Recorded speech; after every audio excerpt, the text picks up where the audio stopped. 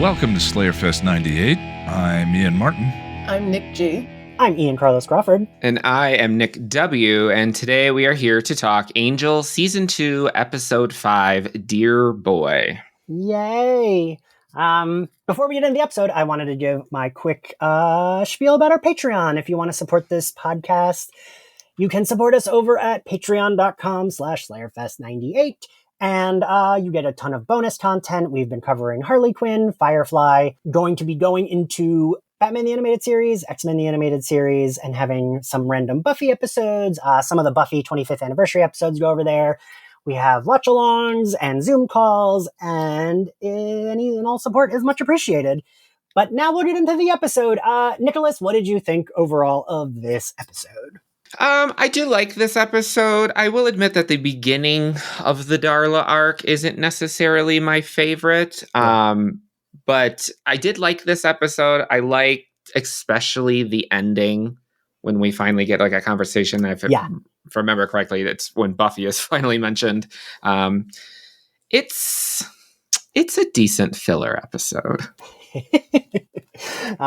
Ian, what do you think? I have two reviews, I think. Okay. The first review is when watching this in the context of the season arc. When you watch it kind of in a row, picking up one episode after the other, it's really fun to see things that have been building up kind of coming to a head. I find this episode pretty captivating. However, today I watched it completely out of context, not having watched most of the rest of the season in a little while, and wow, is it dreary. real dreary, not a lot of fun. And some of the jokes, given the context of the rest of the season, specifically Untouched and how it positions some of that stuff, feel uncomfortable, but we can get into it. Nick, what do you think? I'm on the same page with Ian. I've been rewatching season 2. This episode didn't do it for me itself, but I do know that better stuff is coming. Yeah. But, it did satisfy the psycho ex-girlfriend need in me. Like, I'm also a sucker for those stories. And Darla, in her quote-unquote human form, it's giving that. I think if we, the audience, hadn't been told that, like, Darla was back, like, officially, I think if there had been, like, a mystery whether it was just like, this woman does look like Darla, but we haven't seen her in present day, so it could just be something weird, the episode would have worked better. Like, I think that's the big, like, where it doesn't work, because it's just annoying because we're watching everyone doubt Angel and we know that it is Darla. Like, we know that. We've known that since, the end of last season. I mean, I think the dreaming stuff works, but I do think it would have almost worked better if, like, he was having dreams about her and then there was this random woman that, like, we didn't know if she was Darla or not, and she, clearly is Julie Benz, but, like, if they played it up, like, just had it, like, the only perspective we had of her was her being like, no, and, like, running to her husband and not knowing who he is, I think would have made this work more.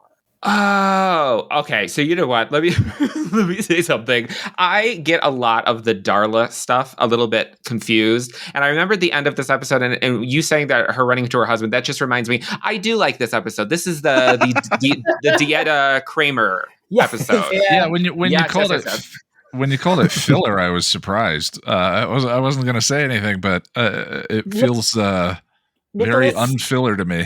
I did not want to call you out on not doing your homework, but... Oh my gosh. No, because I'm so mixed up with the time zones. Like, I did it again. Like, when you messaged me and you were like, are you running behind? I was literally sitting down on my couch to rewatch the episode. So, we're good. I'm there. The brain is caught up. So, Ian, I am curious, what are your, like... This is your first season 2 episode, which it's been a while since we fucking recorded. It's been so long, right? Yeah, I missed it. It's good to be chatting again. Yeah. Also, did not plan this, but this is the Ian's and Nick's episode. Everyone here has the same name. Yay. Well, I appreciate it because I'm terrible with names, and with 4 people here, I only have to remember one other name besides my own. Yeah, so, that's right. Pretty solid. Those are pretty good odds of, like, getting the name correct. Ian, I'm curious, what do you think of season 2?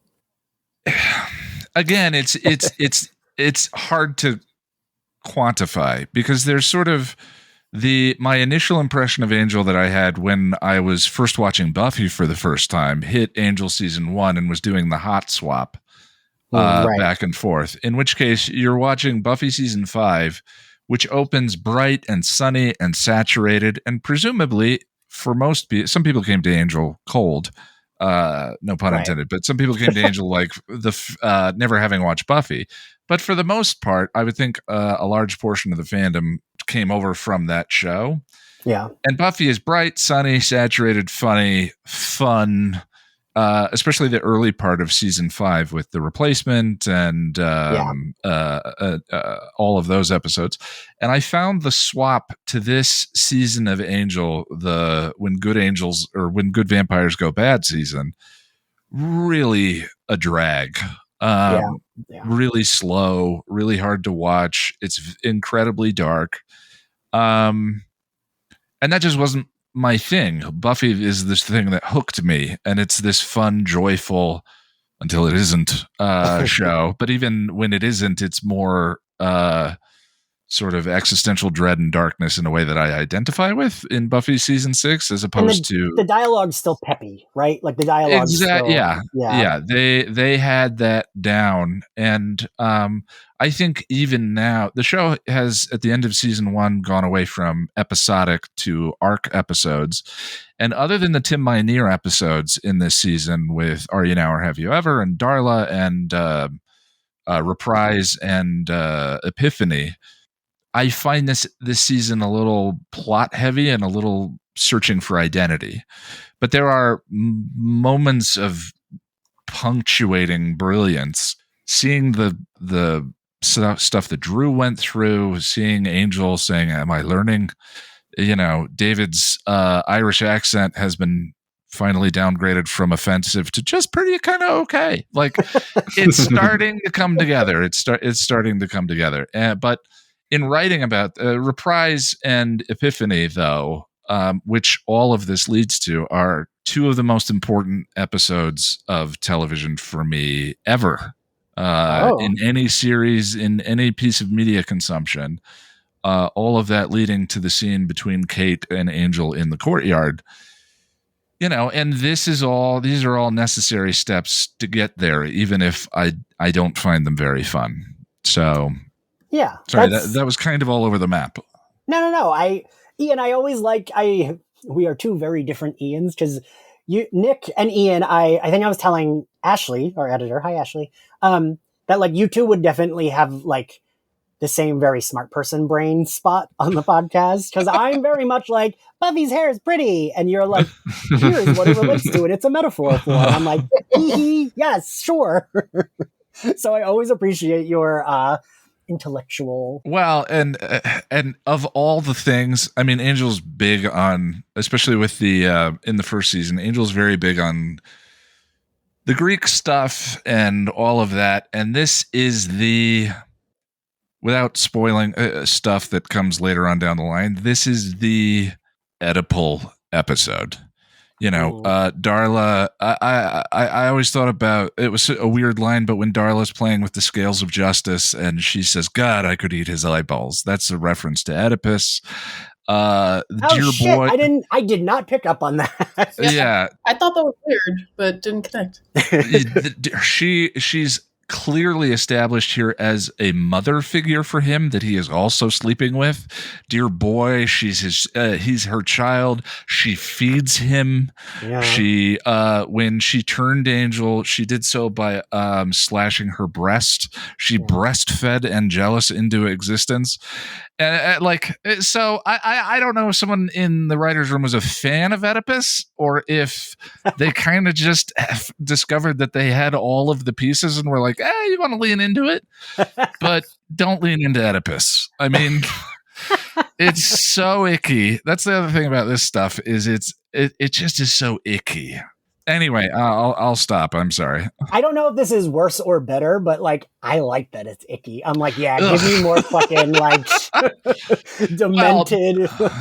But just talking about, I mean, I there's stuff later in the show that is much more worse. self-evidently Oedipal. And And way worse. I didn't realize how far back some of that was set up. And I think that, I mean, Greenwalt was the writer on this one, and who knows, you never know if it was him or Joss, but right, yeah. Clearly an Oedipus fan, because this is Oedipus the episode. Okay, Nix, did either of you pick up on that? Because I sure didn't, but now that you've said it, I'm like, yeah, I guess that makes sense. I'm going to be real honest. I don't even know what Oedipus is other than the end of the puppet show when Buffy's on stage and she's like, Oedipus, Oedipus, Oedipus. That's the extent of my knowledge.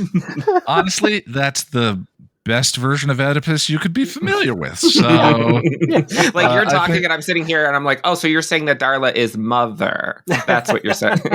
Yeah, she should have a pride float. Right, got it. I'm sitting here regretting the fact that I called her a crazy ex-girlfriend like 2 minutes ago, because now that I guess you all know a lot more about me than I am. Like, ooh, I've discovered something. Don't love it. Listen, no judgment. It's weird because I remember hating this episode, I think the last time I watched it, but I didn't hate it this time. I don't know. It does have a little bit of slowness to it. I think this, like, the first maybe third of season 2, because we get like 2 different arcs, right? Because I love the Drusilla Darla arc. But then that like fully goes away. And then we get the Pylea arc, which like, I'm curious how I'll feel about it going through it for the podcast. But like I do think the lead up to the Darla stuff is like you said, Ian, it's like the episode doesn't fully do that much on its own, but it is important later on. Yeah, it just is very, until they get to the water tower, it's very plotty and inelegant.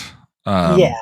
It just creaks. Angel begins telling everyone about the fact that he's been having these dreams, and oh my god, there's a vision, and now we never circle back and talk about it again. There's just a lot of convenient plotty bits to just kind of that don't feel organic. They feel a little artificial until the scene between Angel and Darla in the water tower, which is it's masterful. It's wonderful. Yeah, Julie Benz is so good. She's such a good actor. So this episode, the last few episodes do this a lot, where it's like, Wes and Cordy are bickering, which I'm not sure, like, I don't know, because once the middle of the season hits, they're like fine, and they're like going off on their own. So I find the bickering a little tiresome, but I do love Cordelia being annoyed with someone. We learn that Angel's been sleeping a lot.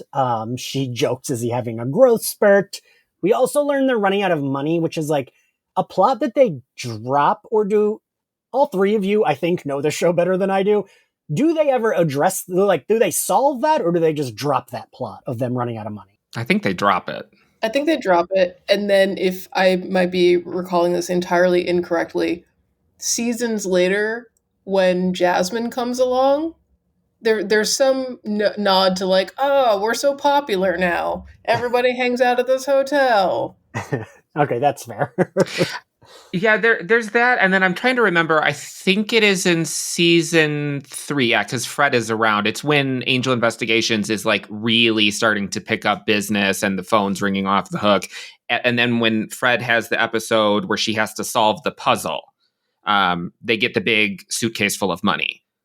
So I guess maybe that addresses it, but like they've been apparently struggling with money for like a year and a half at that point. Yeah, I think the implication is that when Fred comes on board and joins the team, that some of the money was clear up. Yeah. But they milk it as a plot point until then. They really do. Yeah, they really do. And like, so Nick were on for Are You Now or Have You Ever Been, Ian? And Ian, did you know this? I think it's Tim Minear or David Greenwalt. I forget who wrote that. That's a Tim Minear episode. Right. Yeah. The thing I found when I was writing about this season are the big heavy hitters of the season arc are almost exclusively Tim episodes. Including The Trial, which is a co-written with David Greenwalt episode. But all the pieces that feel like they were written by Tim Minear were written by Tim Minear, and all the other ones were written by David Greenwalt, I found out after the fact. Well, so I read, while we were recording, I found like a trivia where he said that in his mind, that money Angel sent back to wherever she stole it from. And I was like, what the fuck? Are you kidding me? Like, I feel like, one, that bank is fine. It has been so long. And two, use that money, right? Like, Yeah, exactly. Yeah. I think he said, I remember that quote, and I think it's just, it's not text. You know, they never say for certain how it happened. So my thought is he kept it to buy the hotel. Yeah, that's how I always like made it in my brain. But then in this episode, how they're talking about money problems, I'm like, oh, that episode was a few episodes ago. Yeah. But they spent the bag of cash. Listen, I understand. Sometimes you need to treat yourself and it's an unhealthy amount. And then you're like, oops, I spent too much money. Ian, did you buy a hotel? Surprise, everyone. That's Slayerfest new studio. Actually, I did buy a commissioned diorama of the Angel Hotel. So it's kind of the same thing. Oh my God. Ooh. Oh, that's going to be sweet. Nicholas, I meant to text you last night. I finally set it up and it's gorgeous. I'll send you all a picture later. So yeah, we got Angel wakes up and he's like sleepy. I do like sleepy, grumpy Angel. She has like tea. We don't really talk about much till she gets her vision. And this opening goes on for a long time, right? Mm-hmm. Yeah. I was like, wait, did I miss the credits? No, I didn't miss the credits. Okay. And then when they went down to the thing, I was like, wait, that's where Angel and Darla go. What episode is that? And it was this episode where they go down there later. I also didn't quite understand what it was. I know, like, she had a vision of the thing that was in the wall, but then, like, once they kill it, the hooded people are walking out with them. Correct. Well, I think she says it's a thrall demon, and the thrall demon is making, I'm probably overreading, but I think, that's my jam, is reading too much into things. That's both why you're both professionally and personally. But I call it super text. She says it's a thrall demon. The thrall demon is making both sides fight against each other, and I think the comparison is that Angel is in Darla's thrall right now in the course of the episode, and Darla is seducing both Lindsay and Angel and making them fight against each other. I think structurally is what was intended there, but it's just kind of goes away, and just it's a symbol with no drama or meaning, a symbol with no purpose. Yeah, it feels like a set piece. Right. For like kind of no reason, because it wouldn't have mattered if him and Darla went down there and he hadn't been there before. Like, all right. It mostly just sets up the Water Tower set and Angel's love of convents. Yes. He gives them the keys. We have 3 different like scenes in this opening. He goes to whatever market plaza shopping center that looks like the same one Cordelia passed out at in the season 1 finale. And he spots Darla. And in my head, this is when he confronted her. I was like, oh, we get that pretty early on, but it is not. But the image of her walking in the red dress, I feel like is like a very memorable image of Darla. Yep. Right. I like that scene. I like it. Yeah. I don't know. There's something like strangely creepy about it. I just like that she's fucking with him. And she's just like silently walking by like, Yes. And I mean, I also, I like the little moments where he's like, Angel's supposed to be present and then just slowly starts to fall asleep and she's like riding him and then he just snaps out of it and nobody around him has any idea what's going on. Yeah, because he like full on has like a short sex dream while like Cordelia and Wesley are like investigating. Yo, I laugh at that joke. Anytime David gets to play humor, I think you can tell Angel is actually him playing against type most of the time. Yeah. But also Untouched positioned what Darla is doing to him as sexual assault.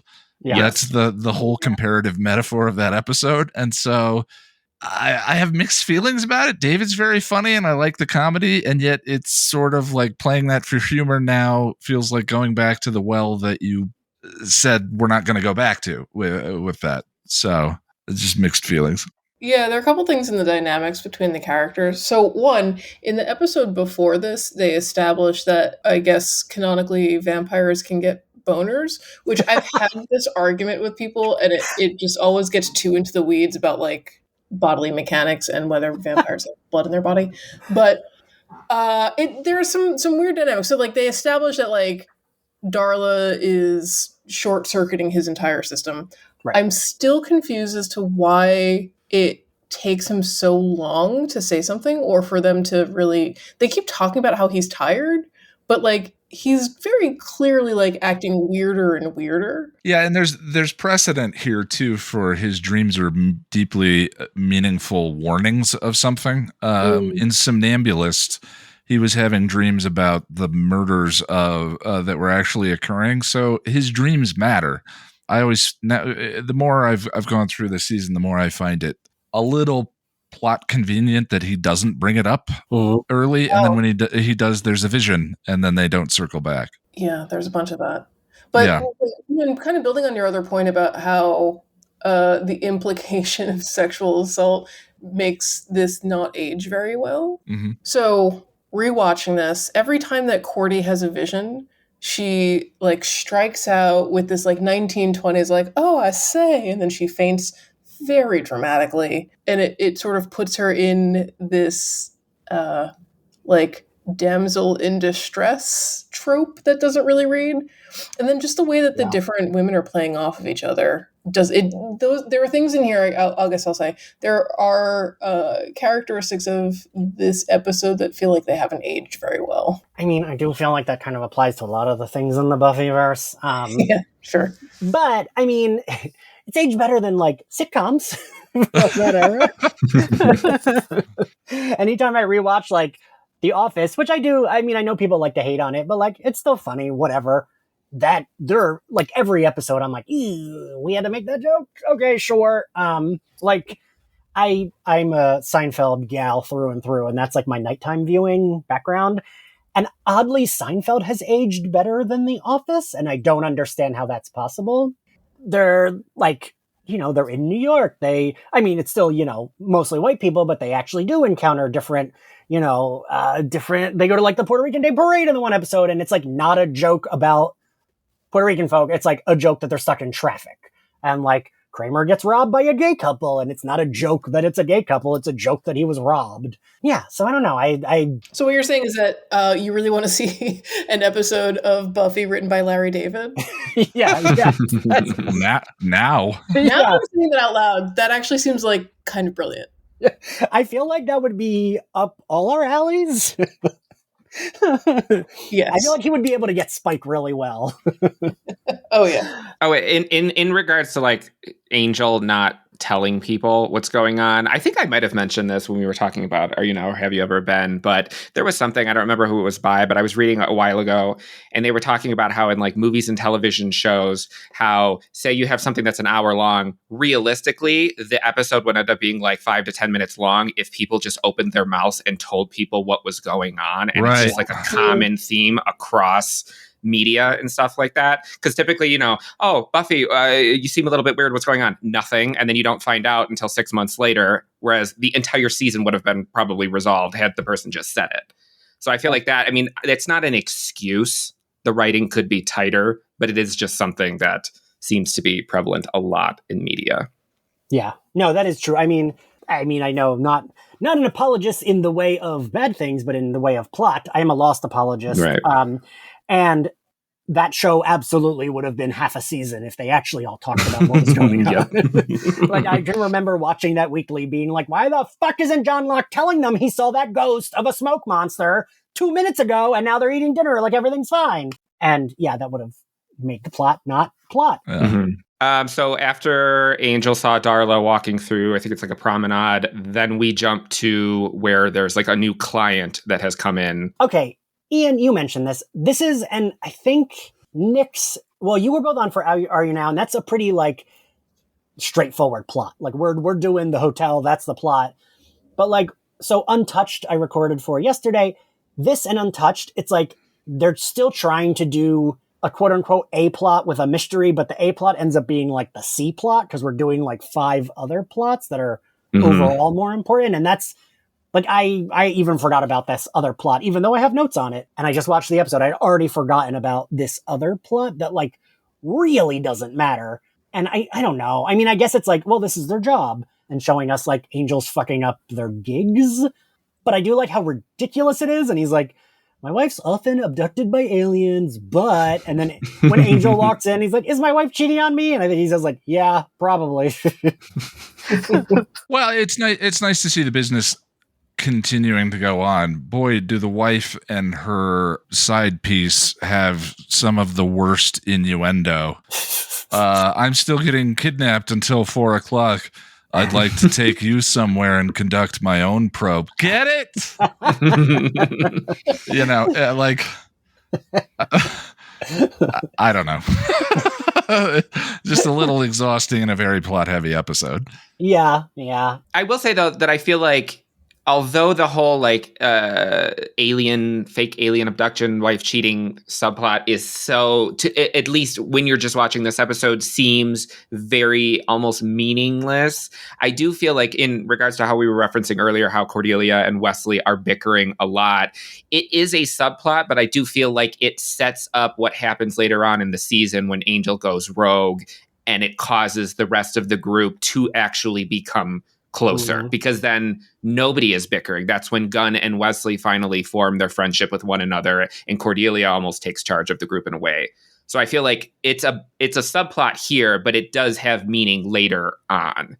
Which is kind of interesting because, like, although the first, other than, Are You Now or Have You Ever Been, like the first part of the season, like before Darla shows up and everything like that, is a little bit slow to me, and it's a little bit harder to distinguish the episodes. And I find the bickering a little bit grating, but then later on, it sort of switches to where when Angel's just acting like a dick for a good part of the season, I find that grating.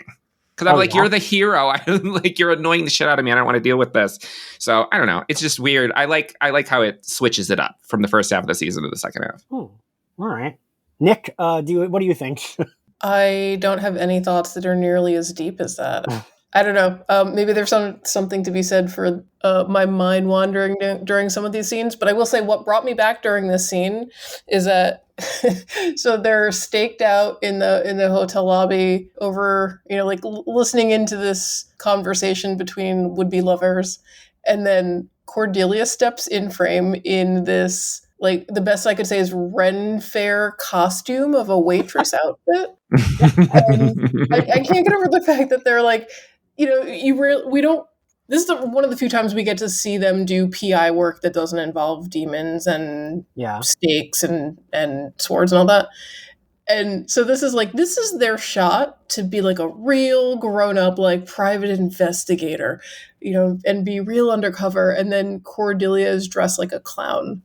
And I find that, like, even though they're trying to be, and like Cordelia says so many times, like, this is our one shot, this is a paying customer, we could do it for real. And she's kind of the one who would blow it in my mind. Dressed like a clown. And it's funny because I feel like that's like a memorable outfit. And I was like, wait, she only wears that for like 5 seconds in this episode. I like it when she calls it out, though, and she's after they get back to the hotel, and she says something about the outfit, and she's like, which says like something, I'm a whore. Pet me, please pet me. I'm a whore. But before we even get there, we get Angel being really weird with both of them. When he smells Cordelia's hair, which I still don't fully understand. Other than, like, is that foreshadowing that he's, like, attracted to her? Or is it just supposed to be like, look, he's weird because he's sleepy? I think it's weird sleepy. Yeah, I think it's weird sleepy, and I also think it's supposed to, because, like, if I remember correctly, later on in the episode, or it's when he runs into Darla at the other hotel that they're staking out, he says, if I remember he says something to her like, I know that it's you, I can smell you.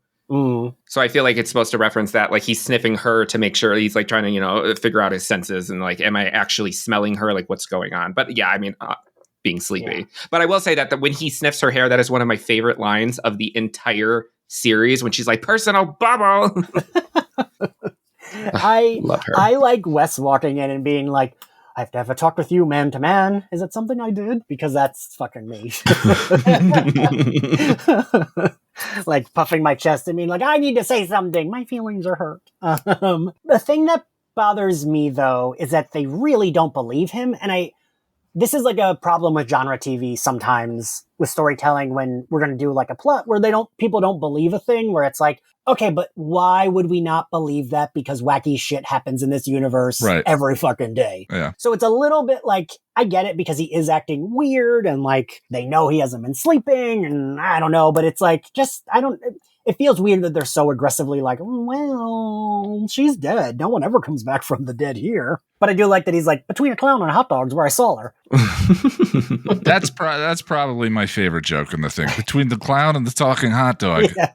But the other thing that's funny to me is the just briefly touching on the abduction thing. Whenever a fantasy show needs to make something sound ridiculous, going to science fiction, in a world with hell dimensions and demons and oracles and powers that be and all of that, it's the aliens that are weird. That's that's the weird thing. And there's I think it's Shadow or Listening to Fear. There's an alien. Yeah, there is. You're right. So it's not that unprecedented, although, not that Angel would know about it. The show Agents of S.H.I.E.L.D. did that too once. And I really like that show. And, I did an episode about it. I never shut up about Ming-Na Wen being one of my favorite people I've interviewed. But season 1 of that show did like a plot line that I fucking hated because there was a woman that was like telepathic and everyone was like, well, that's not real. How could there be a telepath? And I'm like, are you kidding me? Like Thor and Hulk exist in this universe. Yeah. A telepath doesn't really seem far off.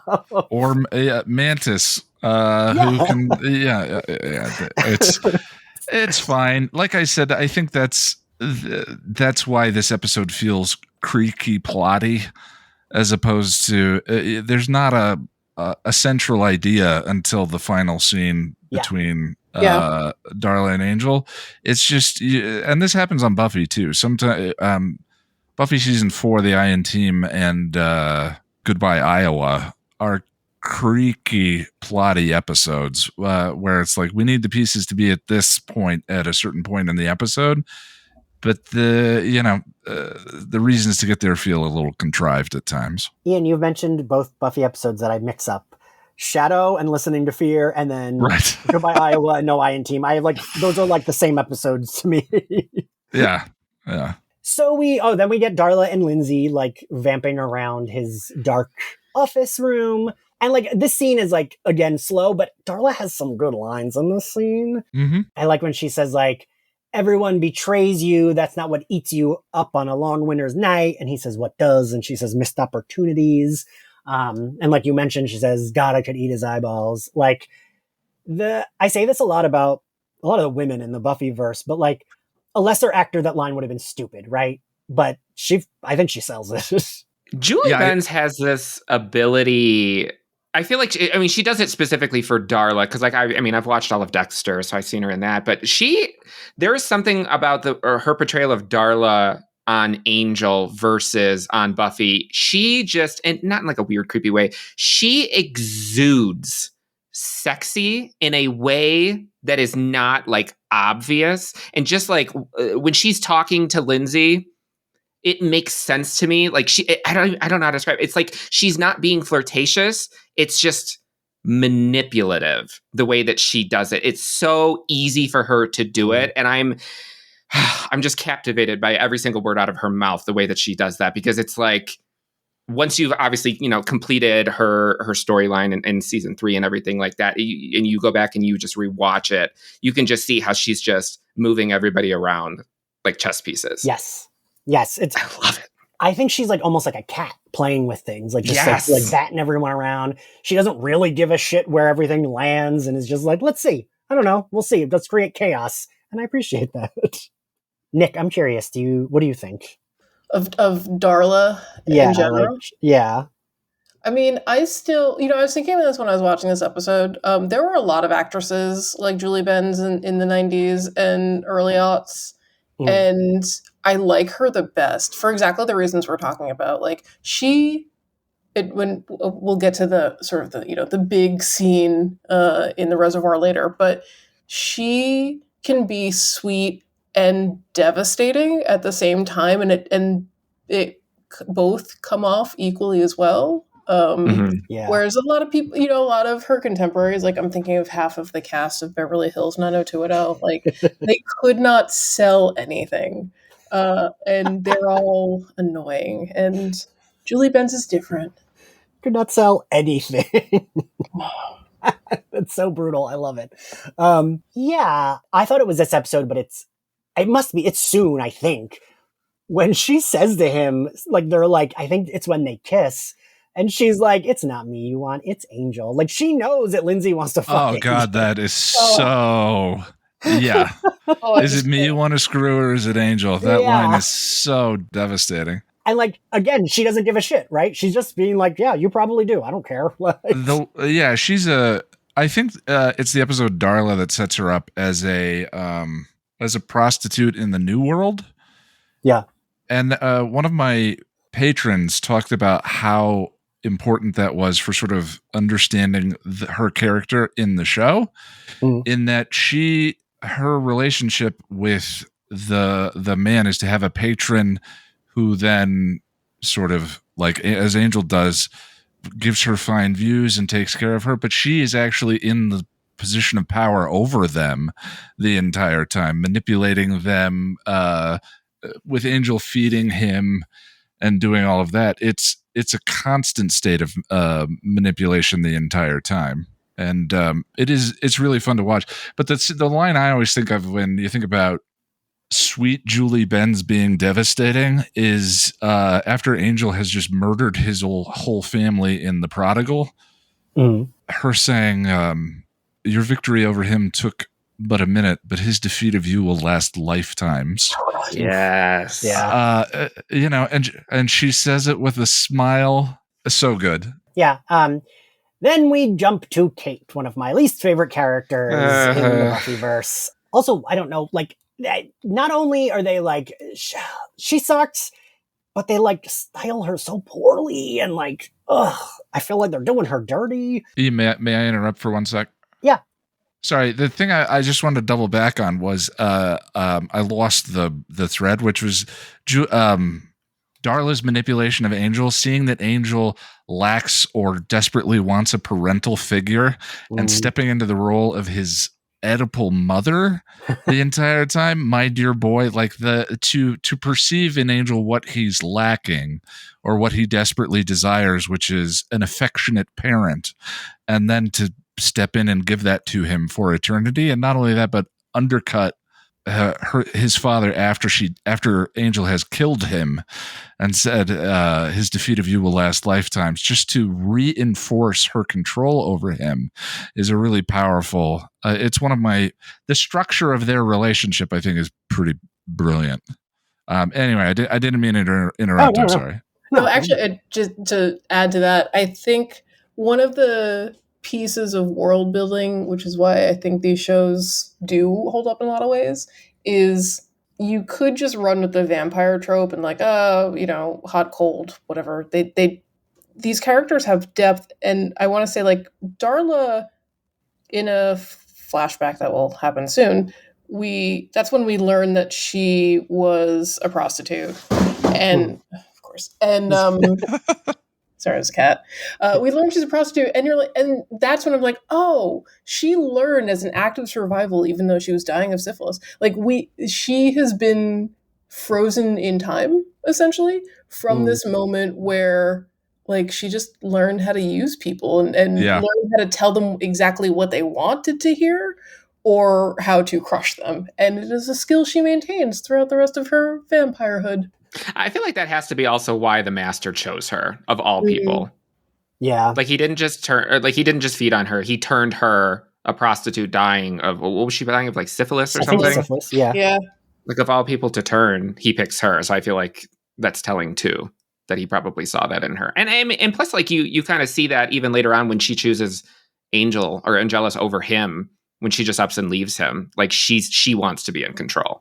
Yeah. Yeah. And you're right. It is like, and that's kind of why, like, because right before she leaves him, she is upset when he's like, I never loved you. She is fucking pissed. But then she is able to, like you said, she leaves and she leaves on her own terms. And she's like, oh, no, goodbye, kiss. And it's kind of like, well, fuck you. I'm leaving and I'm going to leave you wanting more. And she does, even though he just said, I never loved you. She's still able to make it like, how can I make this about me? And she does. And you know what? I respect that.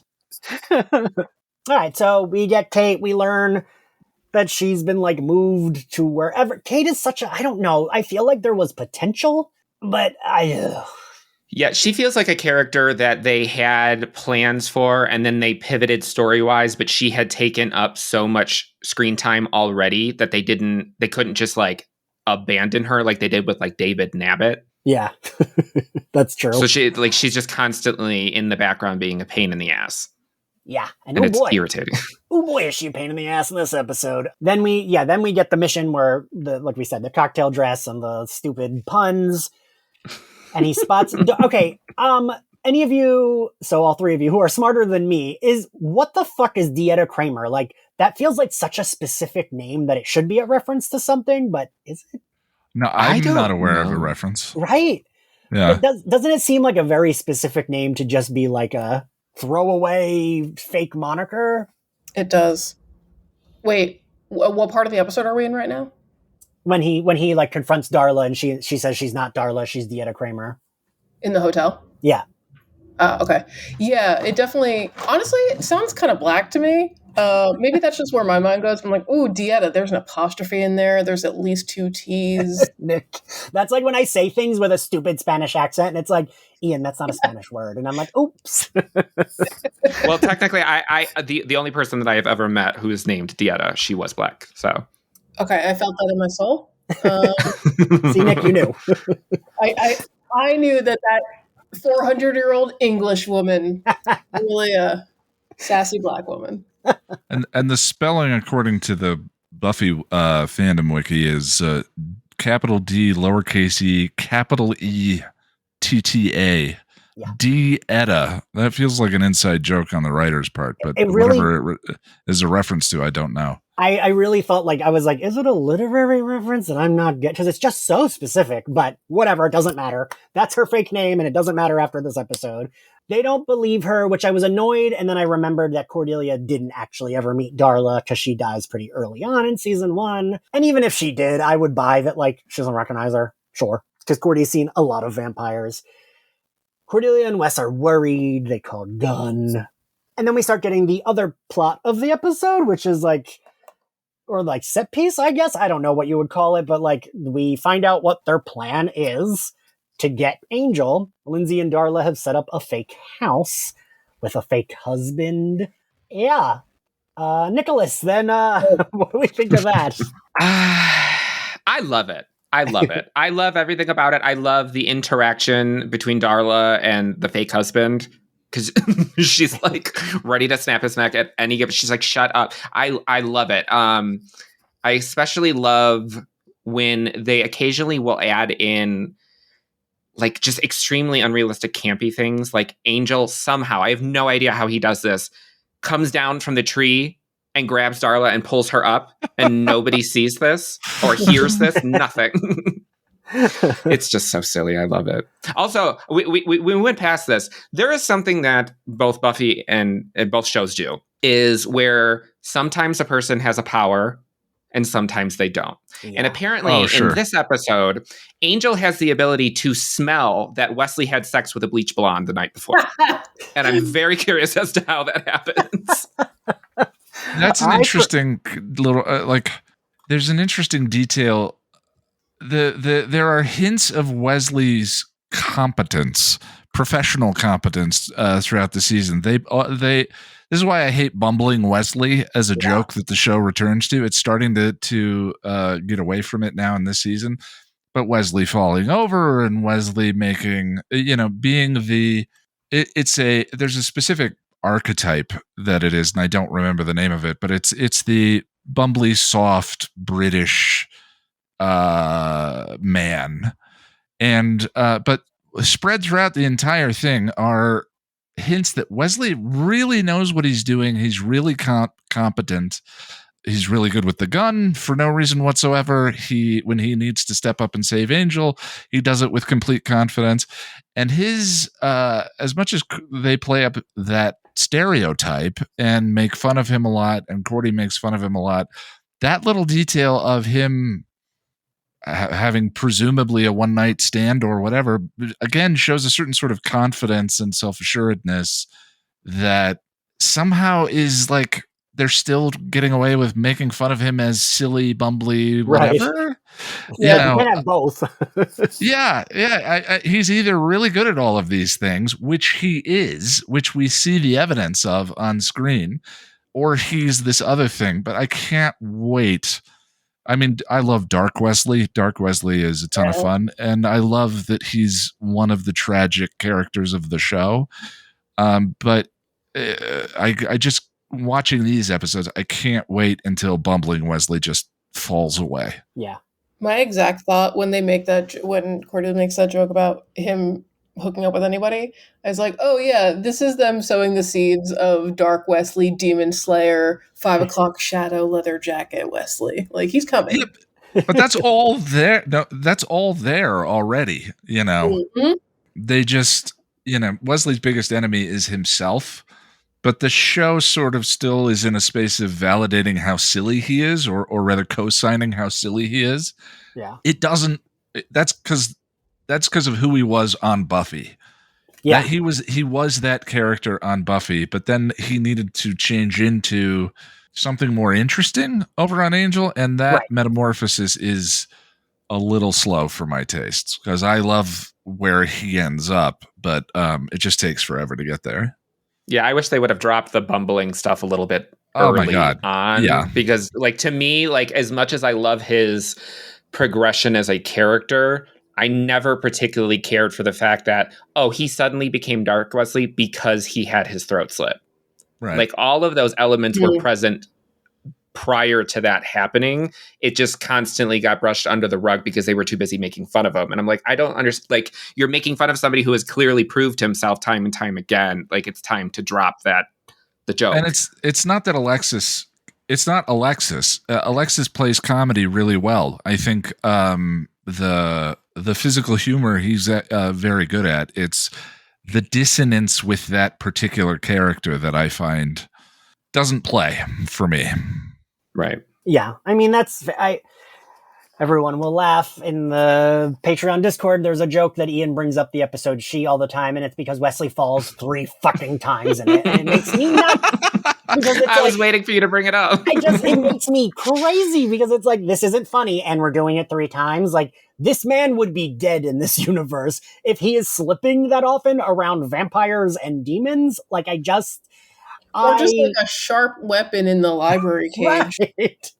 Yeah, there's a big pratfall coming up in the next episode when he slips on the mail. Him not being able to pull the knife out of his ankle holster in his first at Parting Gifts in season 1. Right. Yeah, it's again, I think Alexis is very good at comedy. It's just it gets old and doesn't work for that particular character because there's so much evidence that he is something else. Yeah.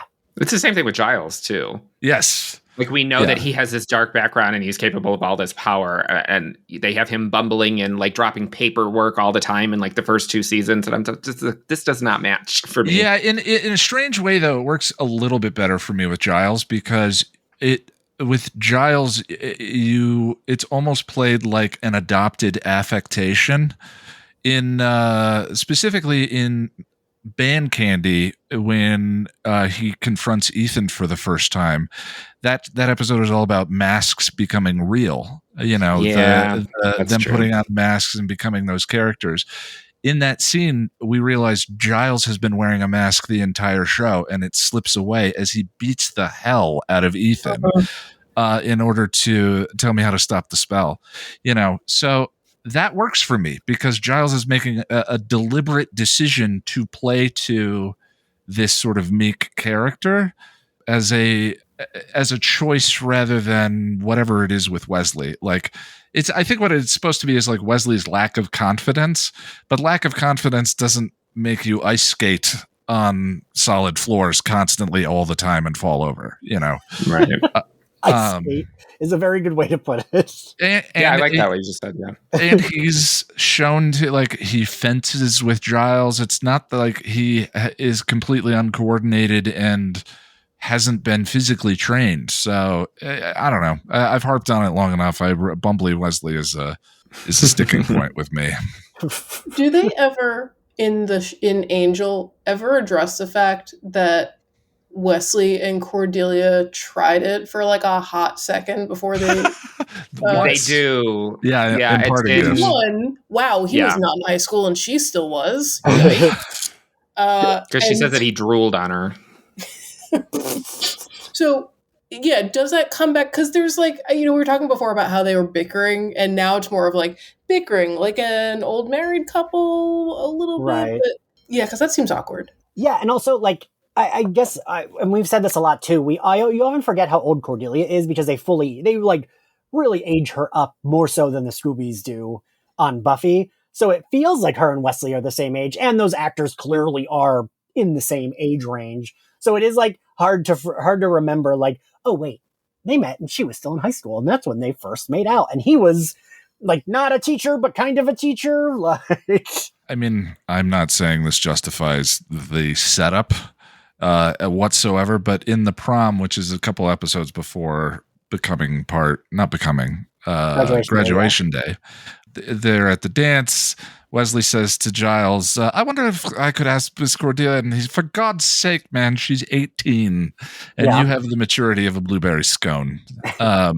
So they go out of the way Okay.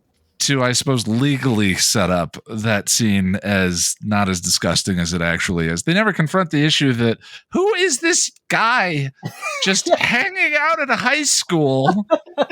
They didn't hire another librarian. Yeah, what is this, Giles's younger brother? Yeah, but it's still it's icky, but they did try to set it up. So yeah, fair. I think that like they do that a lot a couple times in season 3 of Buffy, because they also have the moment between Buffy and Angel where she calls him out for the fact that he says that he fell in love with her when she was 15, and she's like, if you take that literally, it's very gross.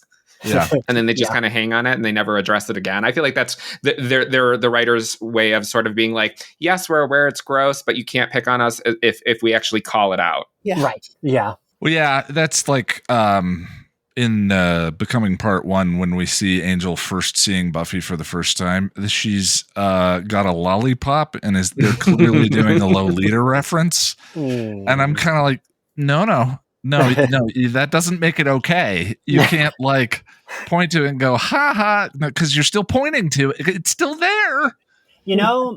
This is a very weird reference, but that's why I gave up on Glee, because I remember being like, oh, this show's cute. Oh, it's fun. And then in like season 2, in one of the episodes, I can't remember I think it's a Britney Spears episode, but it might be the Rocky Horror one. So if anyone was really into Glee, I'm probably going to misquote or something, but they're all having the same dream about whatever the thing is. It's either Rocky Horror or Britney.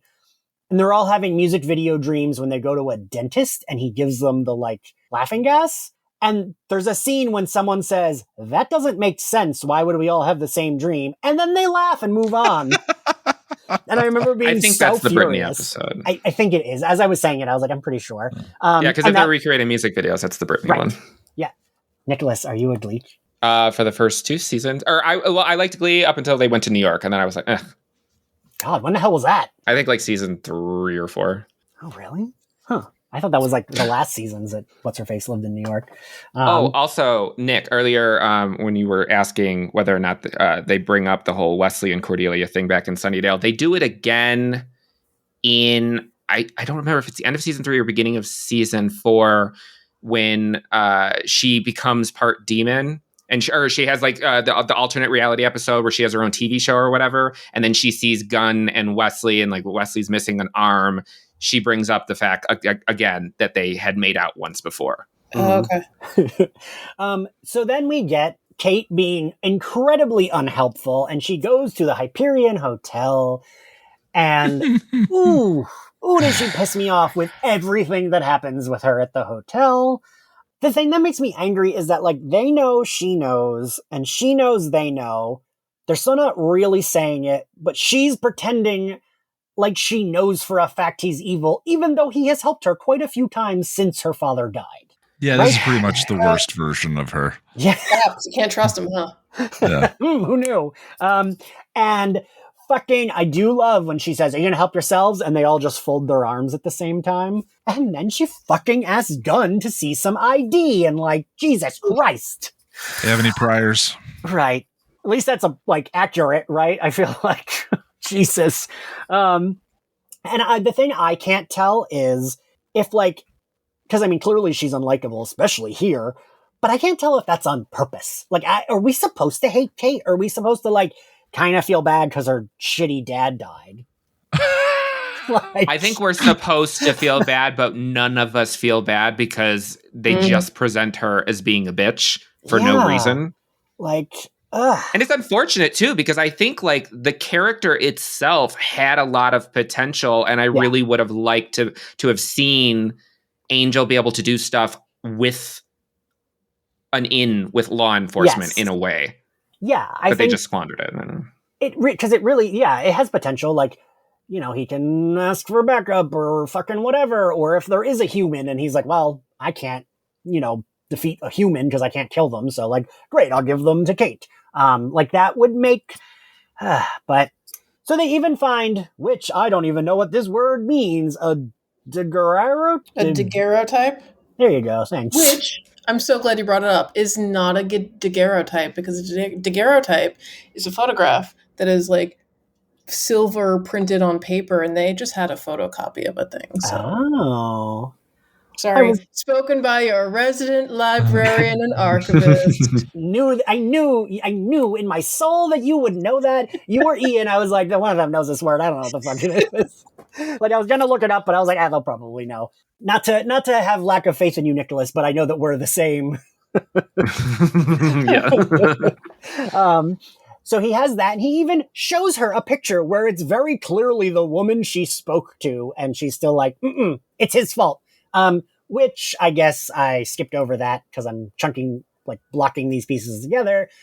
Darla and a vampire are at the house. The vampire hits Darla, so it looks like Angel hit her, then kills the fake husband. Angel has been framed. I also have a question for the three of you that know the show better than I do. Is Kate's plot this season before she leaves that she's chasing him because of this? Or do we drop this after this episode? It's dropped. Yeah. Kate's the one who sets him free to go back and kill all the or lock all the lawyers in the wine cellar with a turned Darla and Drew. So it's the creaky plot. Yeah. It's there needs to be attention. There needs to be tension. There needs to be a plot. The one thing that is frustrating for me about the Kate thing, and I can't remember if it was Nick or you, Ian, who said that they wasted the reveal in this one because we know that Darla has been around the entire time, but the bit about Angel just ran in and attacked them. How could he do that? Got me. When he busts down the door and goes inside, I didn't notice that he wasn't invited in either the first time I watched the episode. That's a really clever, fun reveal and a way of calling out Kate and proving her wrong in that scene. I really like that detail, but it's just wasted on just contrived. She's, Lonnie, my wife who does Chipperish, I think she coined the term conflict vending machine for Joyce, where Joyce in Buffy is not she's not a real character. She's a conflict vending machine. She's there to dispense conflict, to keep the plot moving, and all of that. The Scoobies, the core, are all real characters. They very rarely are just there to dispense conflict. Sometimes, but those typically are not standout episodes. And Kate, ever since her father died, has sort of she was there in the episodic case of the week episodes because it would have been very helpful, as you said, to have a police officer to move plots along so Angel could find out this about this guy and go and do this and so on and so forth. Now that it's becoming an arc show that is driven more by Angel's backstory and the relationship with the other characters and Wolfram and Hart and whatever, they're realizing they don't really need her. Yeah. or that they don't know what to do with her. And you can really feel the weight of that in this one. So it's the conflict vending machine thing again. Yeah, and with this season too, on overall, I think of season 2 as the transition from that episode of the week to the season arc, in the same way that the first, like, Buffy gets to do that in the first season because they just had that mini pilot, and then there's like halfway through the season it kind of changes into a different show. Angel does that in the second season, where that's why Kate just disappears from the second season. Mm-hmm. Yeah. And it's also why there are sort of like 4 B plots, but no real A plot. Yeah. We have Wolfram and Hart just being a bunch of jerks, but later we'll get Kortoth, and then oops, we just forget about that. But by the third season, that's when you start to get the like, okay, this is what this season is about. Yeah. So all that is to say, I have a lot of forgiveness for season 2. It was just working some things out. Yeah. It's a process. We're all a process. You can really sense that. To me, I think Buffy finds its identity in Prophecy Girl, the scene in the library. Yeah. Giles, I'm 16 years old. I don't want to die. And then it takes a little bit to get back to there, but by surprise and innocence, that's the show. Yeah. Is that drama the real core at the center of this fantasy universe? And for me, I think I heard an interview with David Greenwalt, and he said they didn't have that on Angel until Tim Minear wrote Are You Now or Have You Ever? And he felt like that show, that episode was sort of defined what Angel was, where they were just heavily experimenting and trying things. And that's why you get a couple characters that come and go, the David Nabbits and so forth. And you don't get Fred until late in season, at the end of this season, where things start to gel and work. But to Greenwalt, that was the defining episode where they started to figure out what the identity was.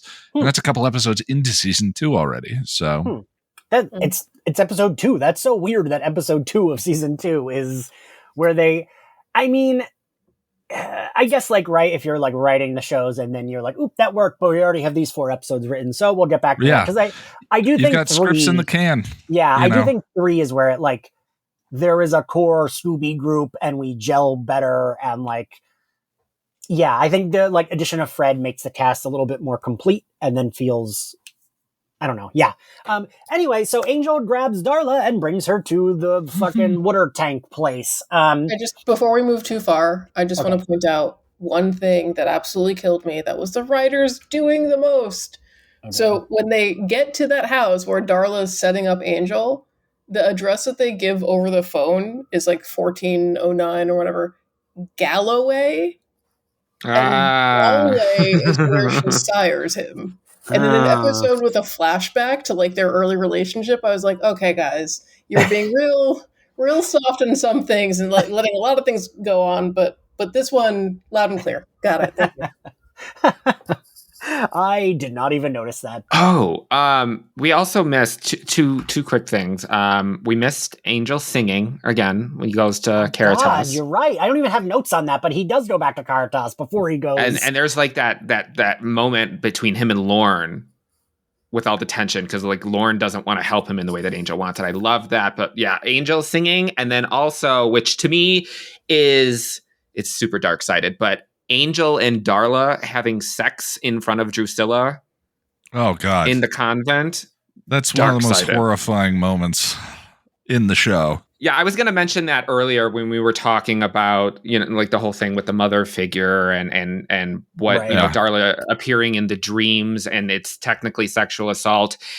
In no way, shape, or form am I defending this, but when people talk about like the scene in season 6 of Buffy with Spike in the bathroom, it's always something that I'm like, yes, it is horrifying, but also this is what we always hear them talking about how bad Angelus was and all of these things that he did.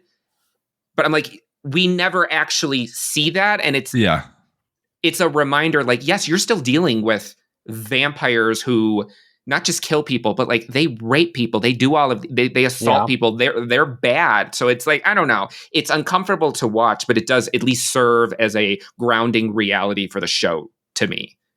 Yeah. No, that's fair to like show how awful he was. Cause like, And like he really like, because even when they start, I was like, oh, Drusilla's already a vampire. And I was like, oh, she's not even a fucking vampire yet. So it's not even like she's also evil and enjoying the like evil chaos. She's like a scared human. And like, oof. Right. This episode actually made me go back to my Buffyverse chronology spreadsheet with all the flashback episodes. Oh my god, I love you. But yeah, this is the first time we're seeing Baby Drew. Yeah. And it's not great. But so we get this. And I wanted to point out, Lauren says in the scene, I know you're not going to start anything here. Stands up and says to Angel, you're a good boy. Yes. And I just love the, based on whatever he saw, and again, it returns to sort of the Oedipus stuff, being able to see that relationship with Darla through the vision, and this is way off your path and leave her be. But just the reference to you're a good boy, again, the patronizing or the infantilization of him is just, it's interesting. But we didn't need season 4. That's all. It's actually funny that you picked up on that, because one of the last things in this episode that Darla says, she says, no matter how much of a good boy you are. Yeah. That's one of the lines I wrote down because hold on. Did Lauren, are they trying to say that maybe Lauren was picking up on the conversation he was about to have? I think so, right? Or no? It could be. The way that they present what Lauren is actually able to do when he's reading people changes a lot. Mm-hmm. Yeah. He didn't refer to Angel as a pastry, so I thought it was very specific.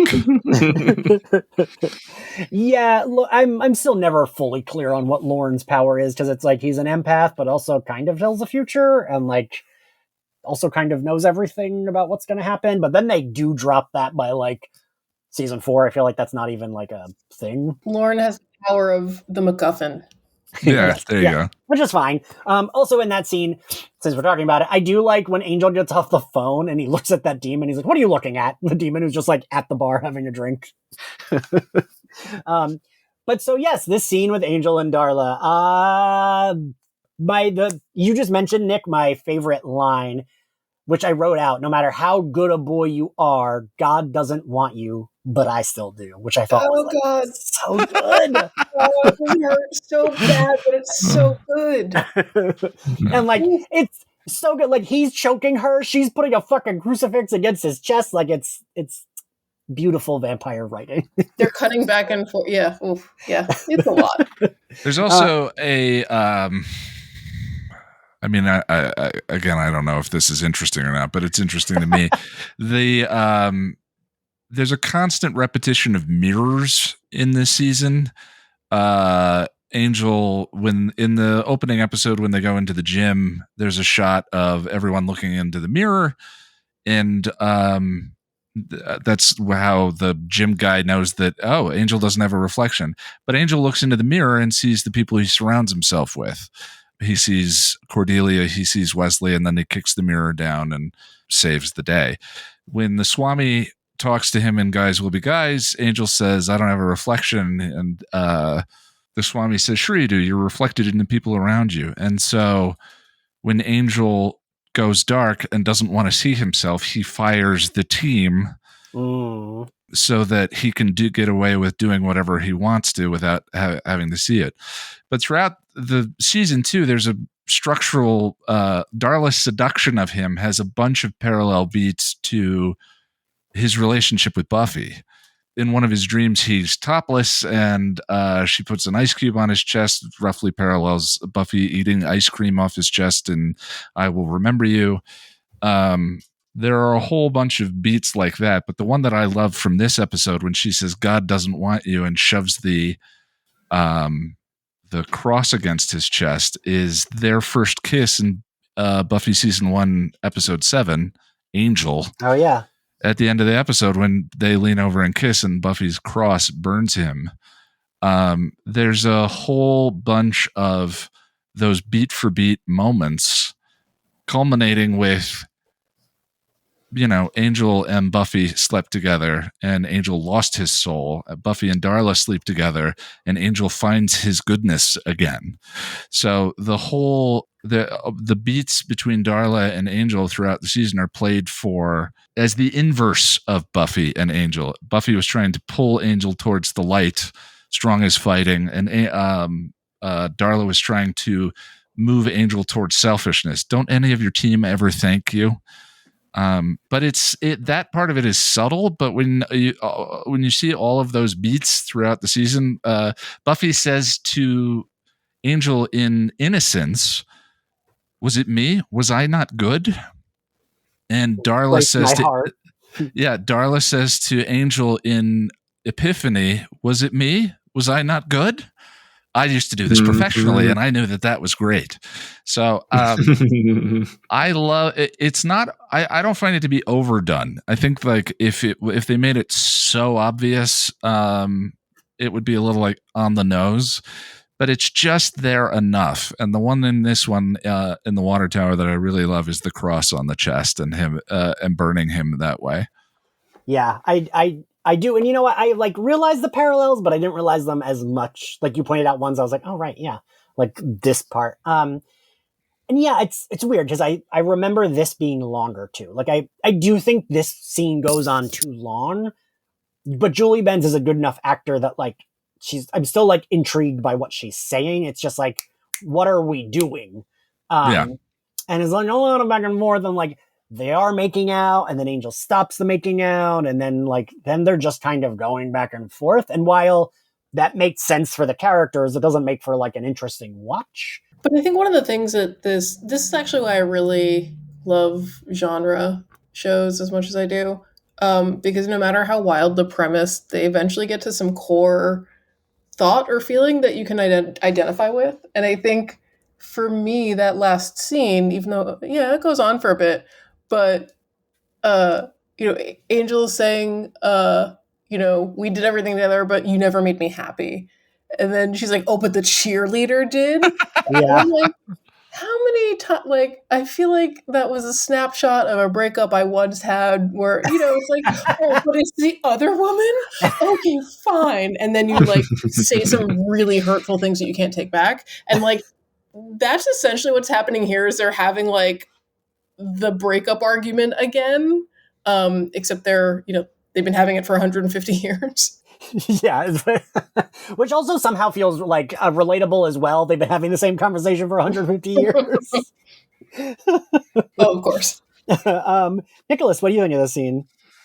I love this scene. To me, this when I view this scene and how Angel is talking to her about how she has a soul now, I kind of take a step back and I examine how Angel reacted to when he got his soul back versus how Spike reacted when he got his soul back. And I feel like Darla, her behavior is hanging on to Angel because he's the only thing in this world since she's been brought back that feels familiar to her. And it's like her reaching out.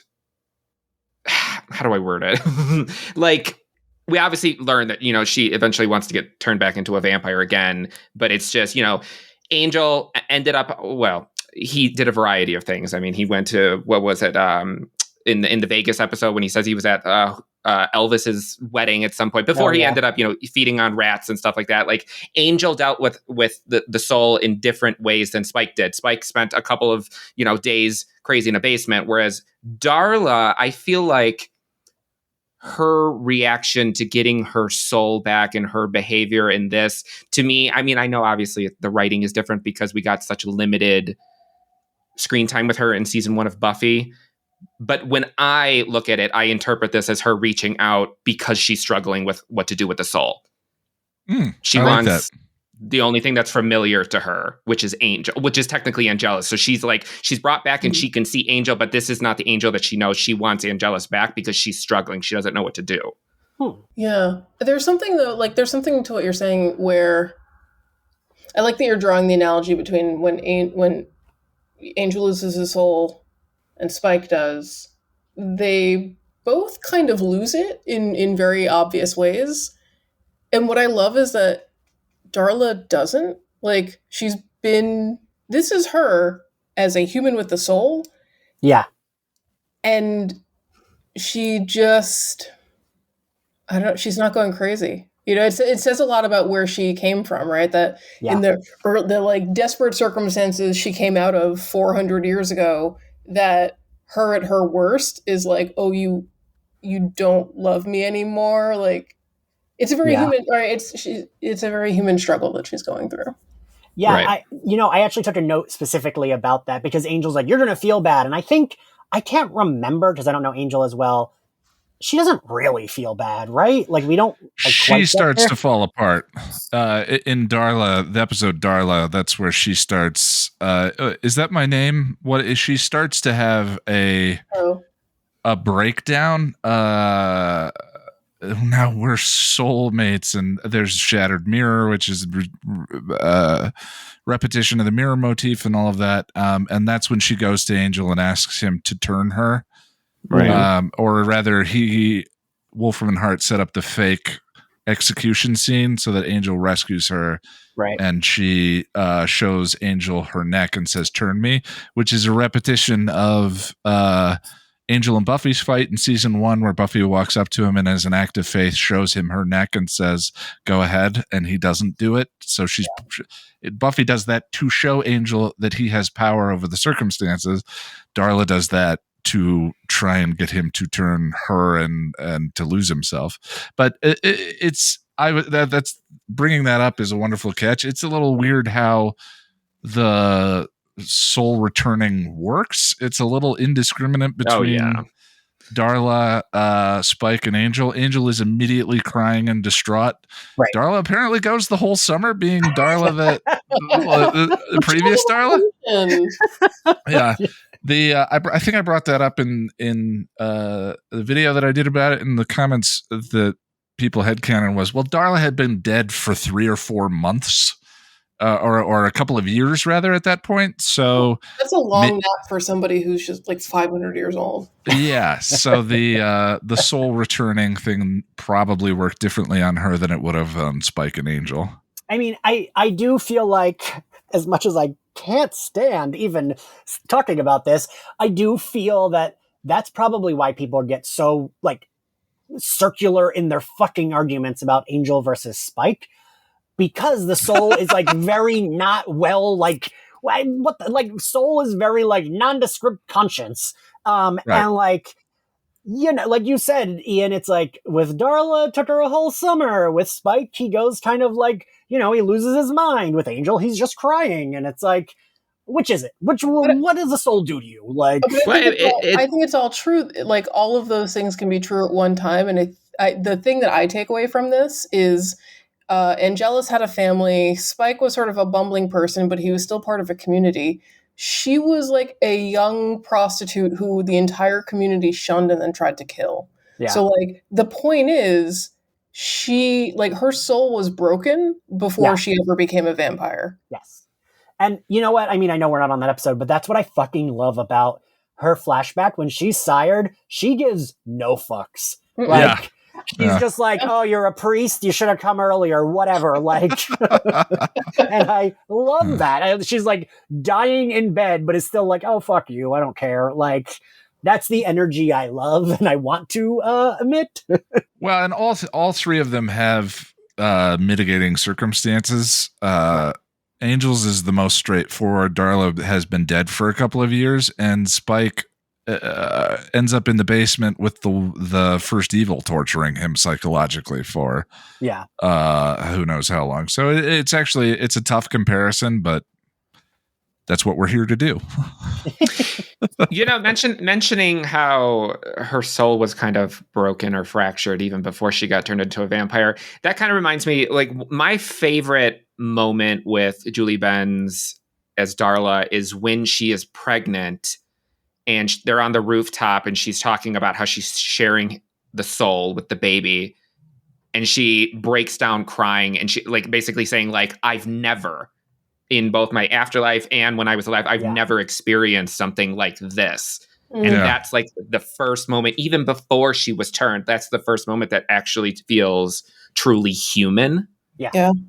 So I feel like, I mean, that in hindsight, I feel like that does really support why she behaves the way she does over the course of this season as the soul starts to affect her. Because obviously, as we've discussed, the soul within the Buffyverse doesn't really make a whole lot of sense sometimes. Like, I don't feel like they ever really explain why Spike's personality doesn't really seem to be that much different, whereas Angel develops an entire split personality. Yeah. It's just, it's to match his completely different Irish and or not Irish accents. Angelus is just the least consistent of the bunch. Is he Hannibal Lecter? Is he the Joker? Is he some scummy 20-year-old shitty boyfriend? It changes indiscriminately. Oh yeah, even Angelus in season 2 of Buffy versus season 4 of Angel almost like to me seem like two different characters. Yeah, other than like quote unquote evil. Like that's like right.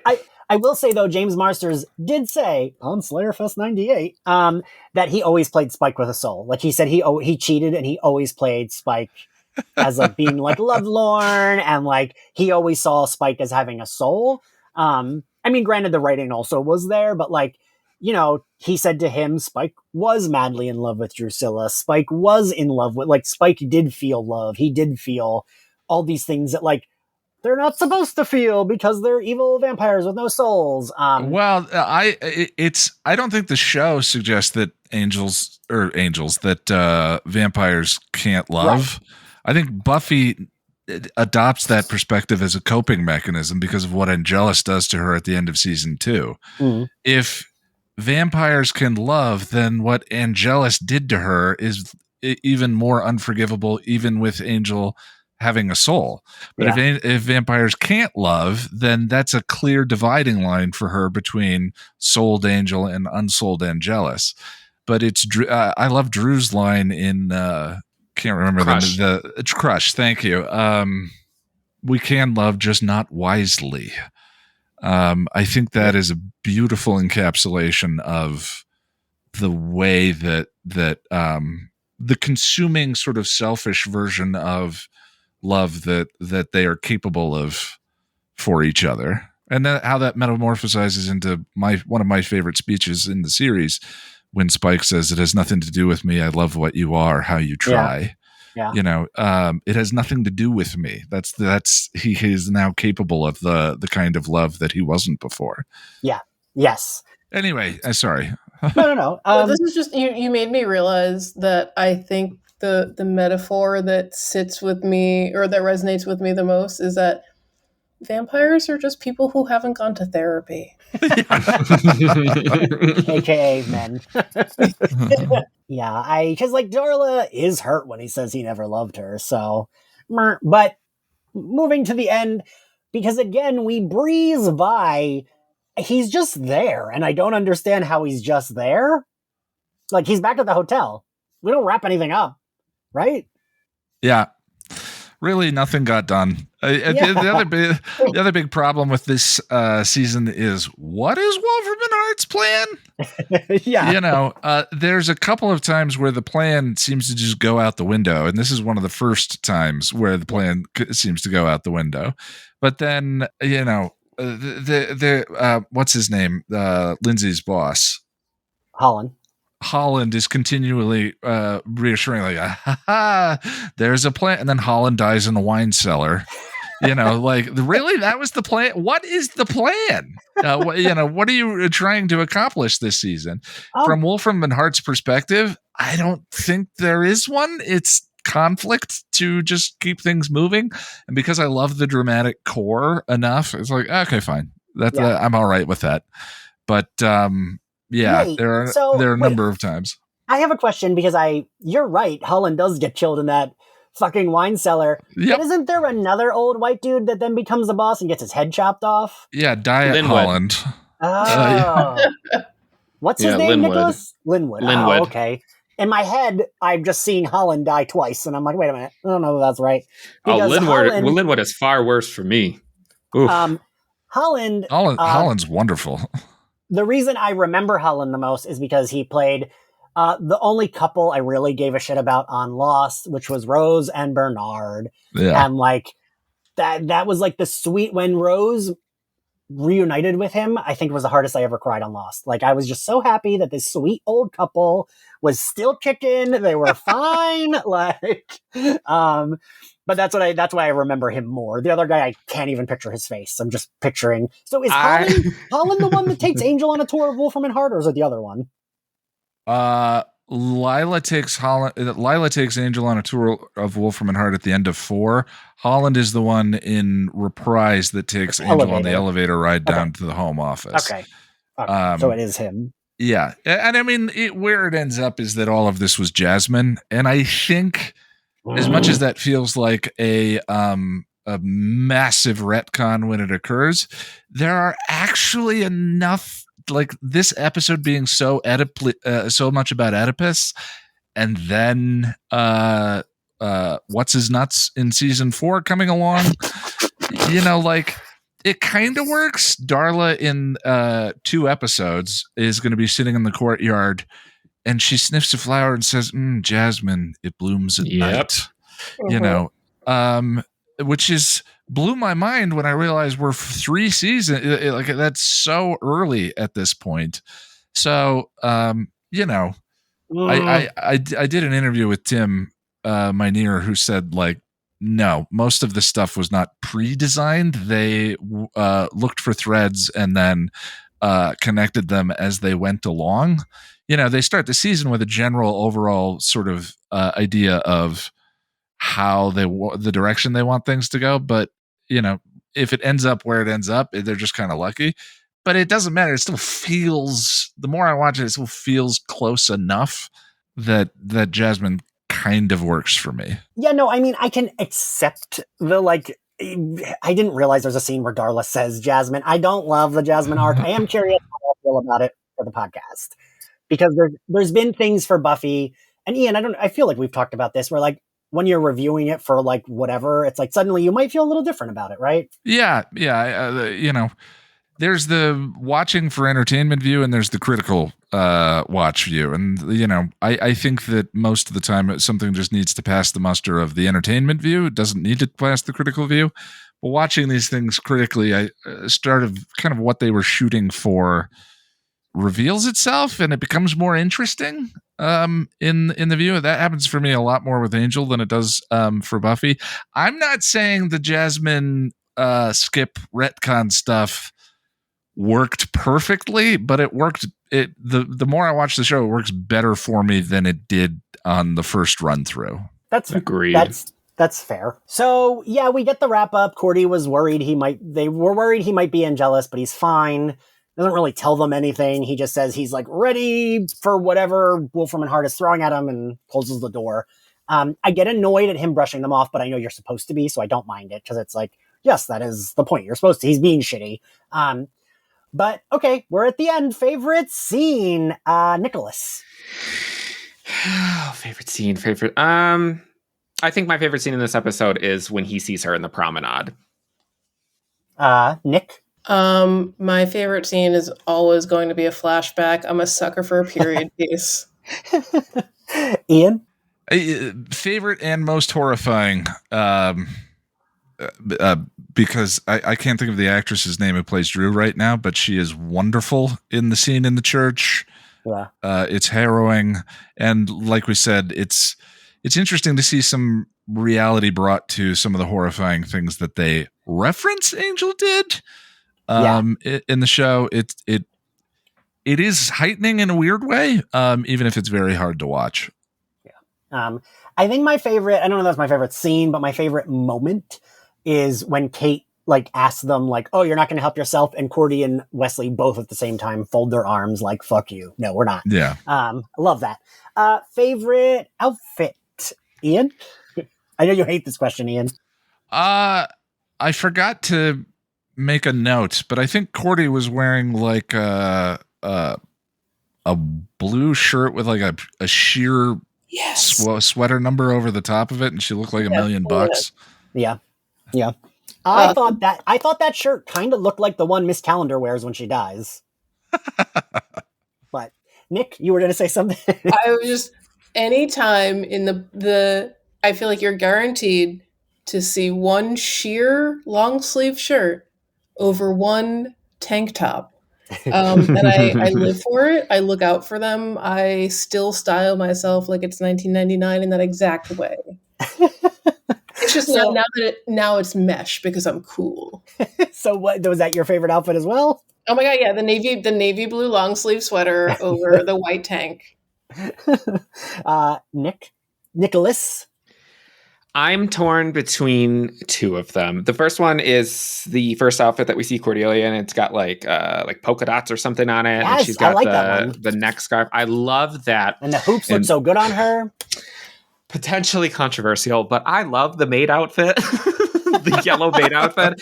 I am a horror for a maid outfit. Like, I think of like Moira from American Horror Story season 1. I love it. And plus I love the color yellow. So it was perfect for me. I mean, it's ridiculous, but I love it. I thought you were going to have the exact same two as me. Mine is, I love Cordy in the red polka dot and I love the hoops. And Darla in her red dress. Cause I I just think of her in a red dress. All right, what grade do we give this episode, Nicholas? I'm gonna give this one a C+. Ian. It's a B. Nick. I'm gonna go B-. All right, and I think I'm gonna go C+. All right, everyone. Well, thank you for joining me. I feel like I was like, oh, this recording will probably be short because there's nothing to say about this episode, but I forgot there's like 85 different plots, so I guess there was a lot to say. Thank you all for joining me. Ian, it was nice to have you back. It's been a while. Yeah, happy to be here. I'm glad we got something in the books. And Nix, I love that the two of you now have recorded together a lot with having to have the same name. And if you like Slayerfest 98, you can find us on Spotify, YouTube, Apple Podcasts, and anywhere else you get your podcasts. You can find us on all social media platforms at SlayerFestX98. You can find my personal accounts on all social media platforms at IanXCarlos. Ian, where can everyone find you and your channel? I stumbled on the words. So I was like, no, that's my name. I already said that. I think I've finally managed to stop using social media. So at this point, it's just youtube.com/passion of the nerd. I'm jealous. Yeah, it's wonderful. I recommend it to anyone who's thinking about doing it. Cut back. How do you promo anything? I feel like I would get no promo ever. Yeah, it's tough. Speaking of not using social media, Nick, where can everyone find you? Because I know you also don't like using social media. Wow, what a read. Okay, well, personally, I'm mostly on Instagram, and you'll see me tagged in Slayerfest 98 as Coco DeVaux, COCODEVAUX. If you go there, you'll see the fact that this weekend I was on a flight so bad that the New York Post wrote about it. Yeah. Oh my God, I meant to ask you about that. I was like, don't text her right now because she's annoyed. She doesn't want to tell the story 10 times. And I was like, remember to ask her that when you record. Going to JFK to LAX. What a struggle. Anyway, that's personally, but behind the scenes, I am at Geeks Out and at FlameCon. And depending on when this goes out, I'll be doing an interview with Natasha Alterici of Heathen Comics fame with Vault Comics at the end of this month. So, oh, nice. For the Geeks Out podcast? Yeah, for the Geeks Out, yeah. Cool. And Nicholas, where can everyone find you and your videos? You can find me on YouTube, Patreon, Instagram, and Twitter, all at Nicksaysboo. Wow, that is so much faster when I do it that way. It is. Listen, you got that branding down. Yeah, solid. That's right. All right, everyone. Well, we will see you next time. Bye.